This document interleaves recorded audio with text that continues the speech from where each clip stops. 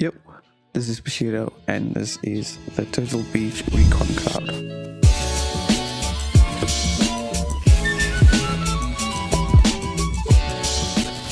What you get out of the box is a very sturdy controller with similar button layouts as the Xbox Series S, just with some extra features, such as a quick action button for superhuman hearing that will enhance the game audio details like footsteps, reloads, giving you the competitive edge.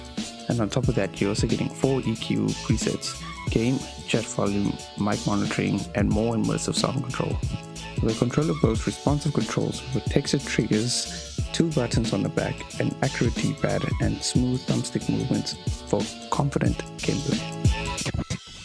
The controller features a secure, adjustable phone clip that keeps your smartphone centered during gameplay and doubles as a tabletop stand when detached. Now, I've been using this controller for roughly over a week, and I must say I do prefer this over my Xbox Series S controller. It just feels more solid in your hand, and I would recommend this to anybody that is currently looking for a controller that can connect to your mobile device or your console or your PC. Thank you all for watching, and I'll catch you guys in the next one.